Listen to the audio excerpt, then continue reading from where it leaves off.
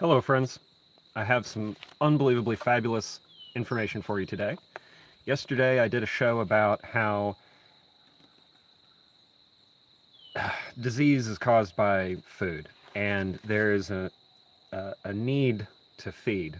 So, let's talk about the need to feed. This show today is for biological women, and we're going to talk about gender bias and antidepressants. I know it's backwards. I apologize for that, but we're doing live. So, the paper I have here today is called Science Direct, and it is called Comprehensive Psychiatry from volume 123, May 2023. The number on the paper is 152384. So, the name of the paper is Gender Bias in Antidepressant Direct-to-Consumer Pharmaceutical Advertising. The highlights of the article are pharmaceutical advertisements for antidepressants disproportionately target women. Advertisements may affect social definitions and perceptions of depression. Gender portrayals of depression may lead to overuse of antidepressants in women. Gender portrayals of depression may lead to undertreatment of depression in men. So you can see that it's a subtle form of bias is implicitly being inserted into our culture. Let me read to you from this abstract before we go into how sauerkraut can remediate your depression. It can, and I'm going to show you how. But first we have to understand that, ladies, you've been targeted. So the background is direct-to-consumer pharmaceutical advertising, DTCPA, may have significant impacts on public perception of disease and treatments. Our objective was to examine whether DTCPA for antidepressants disproportionately portray and hence target women in the United States. So the methods. And from the introduction, direct-to-consumer DTCPA is ubiquitous whenever we turn on our television, flip through a magazine, or search the internet. Since 1985, the U.S. has been one of the 2 countries in the world that fully allows DTCPA. Spending on DTCPA reaches $6.58 billion with a B, friends, in 2020, and was expected to grow by 30%. Sponsored ads on web pages, social media platforms, and patient information websites published by pharmaceutical companies are likely to further increase the reach of DTCPA. So, of course, the proponents of DTCPA claim that it empowers patients by providing increased awareness of disease and treatment. All right, so the methods are, of course, television, media, and print. So I'm going to show you a graph that's the results from their clinicals. And here we go. You can still get it even though it's reversed. But ladies, this is y'all in the black. See that tall line right there? That's right. 80% of women in America are on drugs. Okay, you see that little black line right there? That's men. Okay? So either women are totally depressed or men are totally happy. That's one way to look at it. Another way to look at it is that it's intentional and it was meant to get you for a reason. That reason, of course, is $6.58 billion worth of advertising reasons. So then we go to the conclusion. Televised print and online ads for antidepressants had significantly greater representation of women compared to ads for psoriasis and diabetes medications, which were more balanced in general distribution. All DTCPA, regardless of the medication type, provided inadequate drug information and exaggerated the benefits of drug while minimizing the risks. Advertisements relied on oversimplification of disease and focused on transformation of unhappy people into happy people cured after taking the advertised medication. Although previous studies reported somewhat higher rates of depression in women, 21% versus men, 15%, DTCPA for antidepressant medications were disproportionately marked primarily for women. Targeted ads have real health consequences since patients that ask their physician about an advertised medication are more than twice as likely to receive a prescription for that specific medication. Overall, DTCPA has contributed to the increased pharmacological treatment of depression and concomitant decline in the use of psychotherapy. So in their study, they say that 21% of women are actually clinically depressed, while only 15% of men are clinically depressed. So the advertising graph I just showed you, those two bars, they're advertising to men appropriately. They're advertising in proportion to the actual depression that men have. Now, the bar should be 21% for women. It's not, it's 80%. So 80% of the women are not only on drugs, but are being targeted by these ads in particular to change your mind into asking so that you get twice the likelihood of receiving. I bet the same doctor says what you eat doesn't matter. Stereotyped gender portrayals were found in high numbers. So stereotyped gender portrayals, these are drug companies doing racisms, okay? Gender portrayal, stereotyping, those are racisms, bigotry, okay? They're using bigotry to convince you. This is a crime if only someone would prosecute. So stereotyped gender portrayals were found in high numbers, and antidepressant DTCPA that represented depressed women as neglected moms and wives who transform into perfect mom and parent after taking the medication. While gender stereotypes are frequently used in advertising, their use to market medications are problematic since it has the power to define the illness and impact both the perceived prevalence of that illness in society as well as expectations of how that illness should be treated. A barrage of antidepressant DTCPA may persuade some women who do not suffer clinical depression to believe they have an illness that needed pharmaceutical treatment. In addition, the pervasive images of so many depressed women in antidepressant DTCPA perpetuates an outdated idea of female hysteria and promotes the view that women are particularly susceptible to depression, which you are not. And I'm about to show you two papers, two researches that you're not depressed, ladies. You're really not. You just, it's alcohol and sugar. Absolutely serious. I'm going to show you. So anyway, now that we know that y'all are being targeted for the attack, for the delivery of chemicals, let's understand that the next paper I'm going to read you, if you're on antidepressants, your diet goes downhill. There's a clinical correlation between dysbiosis and antidepressant use. Dysbiosis increases with time on antidepressant, okay? There's a clinical correlation. Now, that same correlation to lack of diversity in diet, i.e. if you eat a Western diet that is composed primarily of sugar, wheat, dairy, wash your hands with antibacterial hand soaps, and wear a bunch of plastic clothing, you're consuming the perfect Western diet for dysbiosis. So the diversity risk that you're in store for later in life is dementia. Dementia. Again, I apologize, it's backwards, but we're doing it live. So listen to this, please.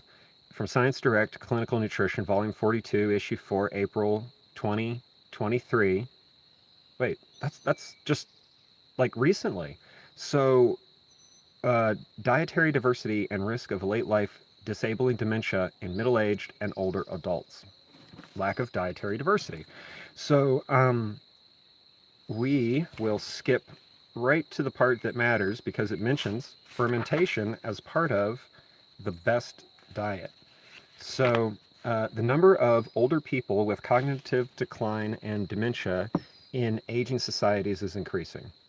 Nutrition is a key factor that could help prevent age-related impairments, as previous longitudinal observational studies found that dietary components such as N3 polyunsaturated fatty acid, docosahexaenonic acid, ecostaturonic acid, folic acid, vitamin E, lactic acid, lactic acid, and antioxidants, including polyphenols and carotenoids, could be effective in preventing dementia.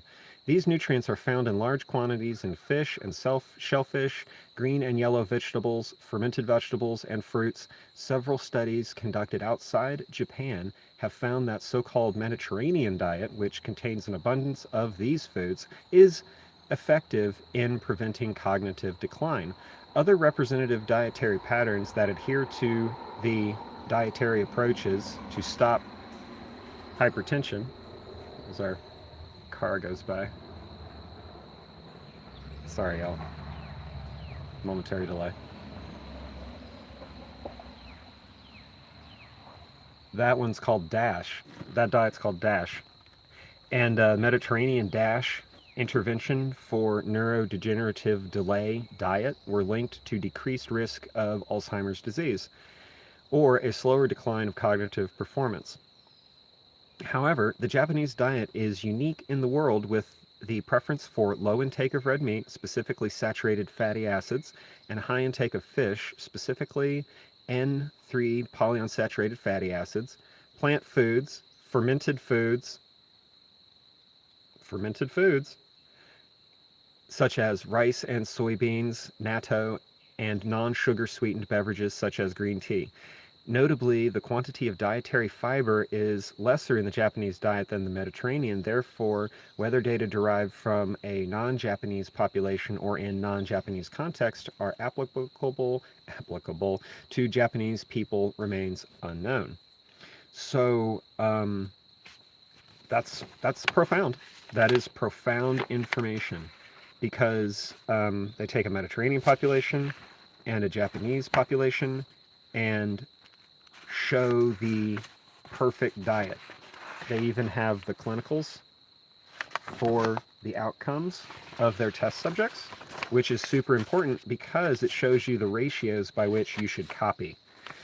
It lists in sequential order the percentages daily of what and how much of the particular components of food you should be eating. Not the type of food, the components within the food that you should be eating. And like I said, I've got a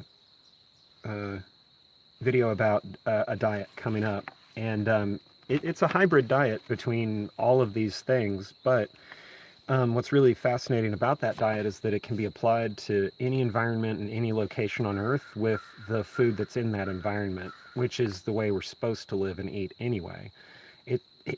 We're not Mediterranean, we're not Japanese. Not anymore. No, this is a new world order. And we're all biodiverse now. And we have to eat from the environment we live in, or we are not combining the quality of nature into ourselves through the microbiome. And we don't get our high statistical numbers that they're showing us here. So the multivariable analysis of the relationship between incident disabling dementia and dietary diversity revealed an estimated continuous association of dietary diversity score with the HR and corresponding 95% CI incident disability dementia on all participants, men and women, respectively.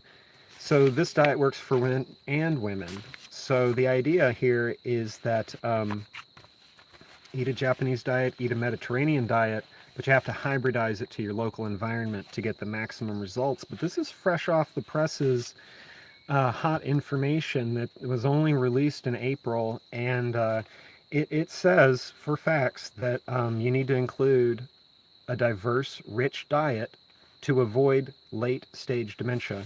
Alcohol is not mentioned at all. Sugar is not mentioned at all. Wheat is not mentioned at all. None of those foods are included, and the wine use in the Mediterranean diet is less than a glass a day. And they said that the people that drank the glass of wine versus that didn't had no markable result differences. See? Alcohol still makes no difference in life. The perceived result, or the perceived benefit of the resveratrol, you'd have to drink, I think it's like 10 gallons of wine to get one pill supplement.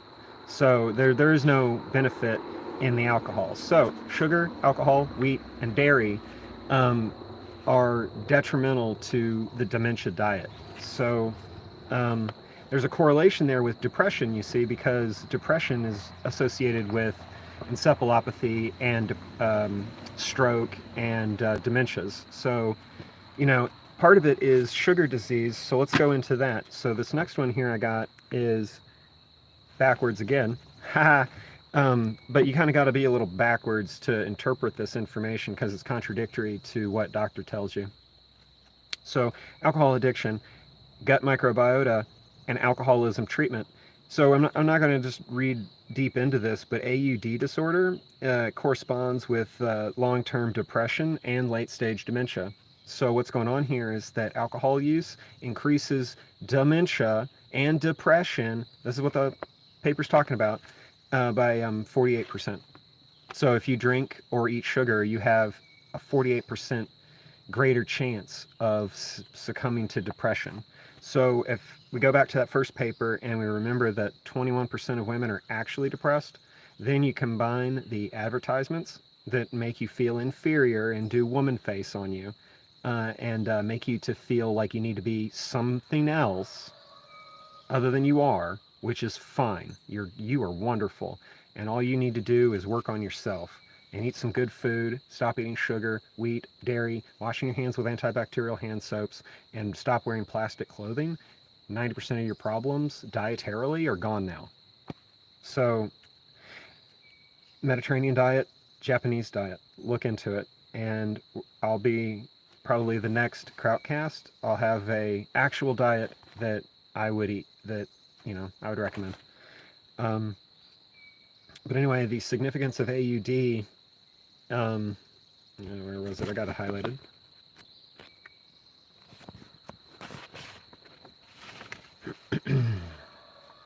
Yeah, alcohol use disorder and cognition impairment. AUD is operationally defined as DSMV-5 as pathological condition manifested by 11 criteria.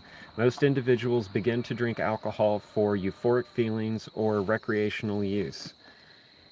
Then tolerance develops due to desensitization of GABA receptors and/or liver enzyme activation, leading to the uncontrolled intake. Alcohol withdrawal symptoms include anxiety, shakiness, sweating, vomiting, tachycardia, mild fever, and even more severe symptoms such as seizures, visual or auditory hallucinations, and delirium tremors. Many individuals with AUD drink again and again to alleviate these intolerable withdrawal feelings. The symptoms of alcohol tolerance and withdrawal with uncontrolled intake are craving, are the core symptoms of alcohol addiction, indicating neurological adaptation or so-called physiological dependence. Alcohol involves the reward system.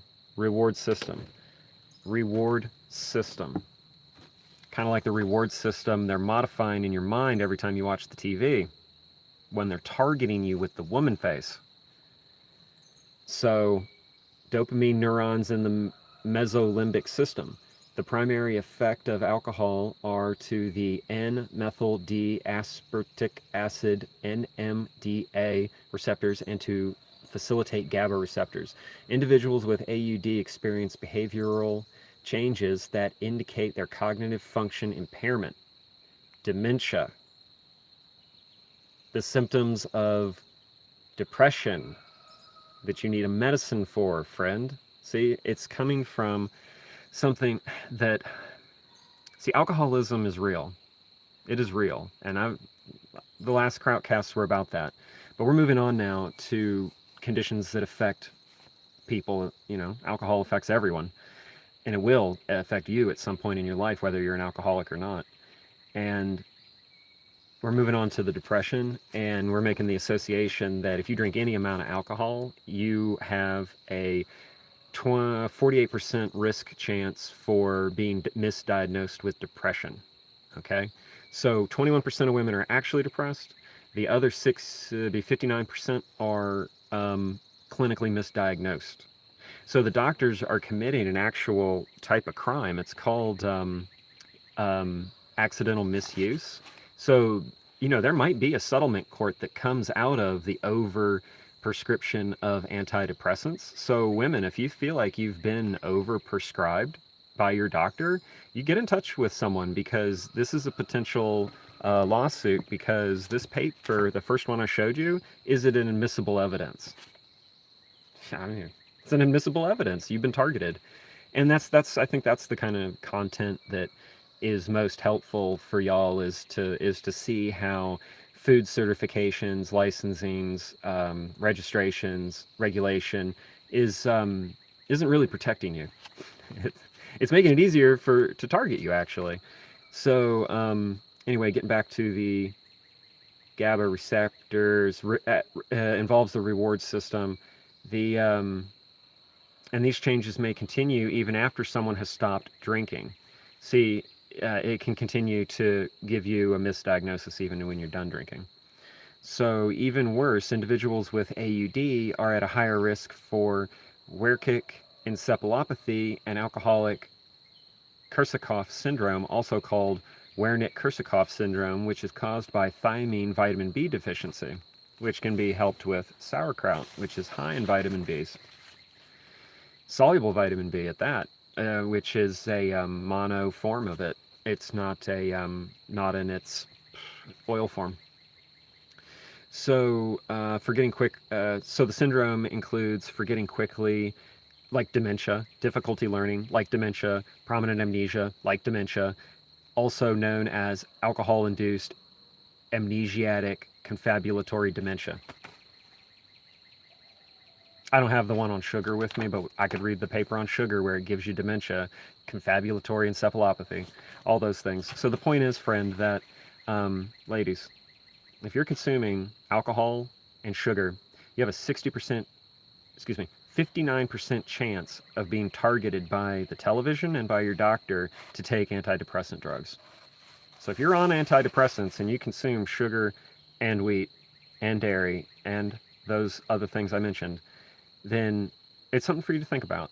And I want you to think about it, please, because your family needs you, your kids need you. If you have them, they need you.